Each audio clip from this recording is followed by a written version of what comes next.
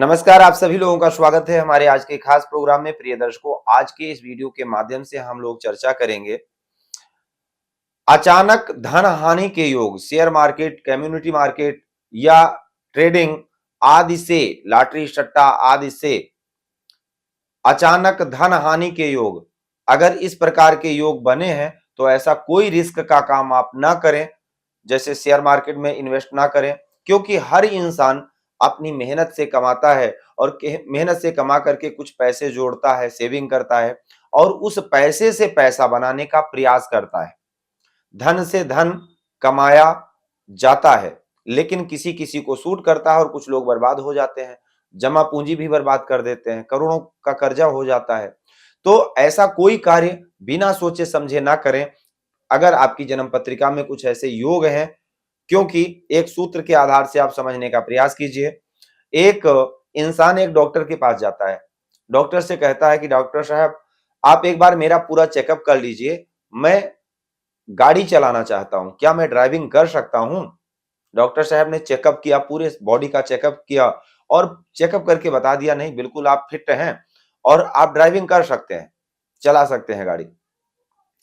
तो क्या वो जातक पहले ही दिन मोटरसाइकिल या कार पर बैठेगा और 120 की स्पीड से गाड़ी को चलाएगा? नहीं चला सकता है। या 10-20 की स्पीड से भी चलाता है, तो क्या शुरुआती दौर में उसको सीखने की जरूरत नहीं है? सीखना पड़ेगा, पहले सीखना पड़ेगा। सीखने के बावजूद भी वो 10-20-30 की स्पीड में चलाएगा गाड़ी और गिरेगा भी। ऐसा कोई भी ड्राइवर नहीं है या ऐसा कोई भी व्यक्ति नहीं है जिसने गाड़ी चलाना सीखा हो, साइकिल चलाना सीखा हो, मोटरसाइकिल चलाना सीखा हो और गिरा ना हो, गाड़ी में या बॉडी में स्क्रैच ना आया हो। इस कहानी का मतलब यह है कि आपकी जन्म पत्रिका में योग हैं, आप पूरी तरह से फिट हैं, आपका भाग्य साथ दे रहा है, आपकी पत्रिका में योग बने हुए हैं कि आप शेयर मार्केट और लॉटरी सट्टा आदि से ट्रेडिंग करके आप अच्छा कमा सकते हैं, आपको इनकम हो सकती है। उसके बावजूद भी आपको एक अच्छे एडवाइजर से एडवाइस लेना चाहिए, सीखना चाहिए, उसके बाद थोड़े-थोड़े इन्वेस्ट करने चाहिए, जिससे आप बड़ी परेशानी से बच सकें। लेकिन इस सूत्र में, इस वीडियो में मैं आपको ये बताने वाला हूं कि अगर इस प्रकार से योग बने हैं, तो भूल करके भी आप शेयर मार्केट, सट्टा आदि इत्यादि में इन्वेस्ट ना करें, अन्यथा आप भारी नुकसान कर बैठेंगे। प्रिय साथियों, बहुत सारे लोगों का मानना है कि लॉटरी सट्टा में केवल नुकसान होता है। ऐसा नहीं है। हम ऐसे बहुत सारे लोगों को जानते हैं जो थोड़ा सा धन लगा करके और आज की तारीख में मिलियन में खेल रहे हैं। तो ये बड़ी-बड़ी कंपनियां हैं, अपना शेयर बेचती हैं, आप भी खरीद सकते हैं, लेकिन बुद्धिमानी से अगर आप खरीदेंगे, बुद्धि है आपके पास, तो आप खेल जाएंगे। और अगर आपने गलत डिसीजन लिया तो नुकसान में आएंगे। तो कहने का मेन तात्पर्य यह है कि यदि आपका लगन, पंचम, एकादश व कर्म और भाग्य स्थान मजबूत है, साथ ही धन भाव भी, तो आपको यह काम करना है। अन्यथा आपको अगर ये भाव कमजोर हैं, कि क्योंकि लग्न है, हम लग्न से तनु की बात होती है, हमारे पास विवेक कितना है, बुद्धि कितनी है, क्षमता कितनी है बर्दाश्त करने की। कई बार अचानक नुकसान या अचानक फायदा ज्यादा होने से व्यक्ति का हार्ट अटैक भी हो जाता है। क्यों? आत्मबल कमजोर है, तभी तो हुआ ऐसा। तो पंचम भाव जो बुद्धि का विचार किया जाता है, एकादश जो लाभ स्थान है, कर्म आपका करियर कैसा है, भाग्य आपका भाग्य साथ कितना देता है और धन भाव की स्थिति क्या है। अगर ये कमजोर है या पीड़ित है, तो आपको शेयर मार्केट से दूर से ही नमस्ते कर लेना चाहिए। आपको लाभ नहीं होगा, नुकसान ही नुकसान होगा और इस काम को करना आपके लिए उचित नहीं है। पंचम भाव और सूर्य को इसमें विशेष रूप से देखा जाता है। कालपुरुष पत्रिका के आधार से पंचम भाव में पांचवी राशि आती है। सूर्य पांचवी राशि के स्वामी भी होते हैं। पंचम भाव को इसलिए भी विशेष देखा जाता है, देखिए पंचम भाव से आप लोग शिक्षा, संतान और प्रेम को ही समझते हैं, लेकिन पंचम भाव हमारे प्रारब्ध को दर्शाता है, पूर्व जन्म से हम क्या लेकर के आए हैं और प्रारब्ध में कुछ ऐसा बैंक बैलेंस अचानक मिलने वाला है, वही मिलेगा।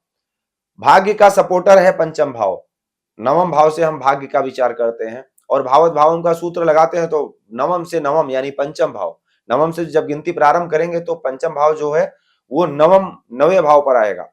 नवम से नवम है पंचम, और पंचम से पंचम है नवम, इसलिए ये पंचम और नवम दोनों एक दूसरे के सपोर्टर हैं, इसलिए पंचम भाव को देखा जाता है। और ये है जनता का धन, और जनता का विचार किया जाता है चौथे भाव से। चौथे भाव का दूसरा जो धन भाव है वो पंचम भाव है, इसलिए पंचम का विचार किया जाता है। पंचम से बुद्धि का विचार करते हैं, और बुद्धि का ही सारा खेल है यहाँ पर, बुद्धि का ही सारा खेल है। अगर बुद्धि नहीं होगी तो क्या ही कर लेंगे।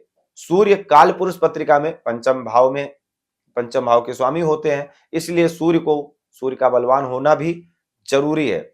यदि पंचम भाव में कोई नीच का ग्रह बैठा हो, पंचम भाव में कोई भी नीच का ग्रह बैठा हो तो भी शेयर मार्केट में पैसा नहीं लगाना चाहिए, नुकसान होगा, डूब जाएंगे।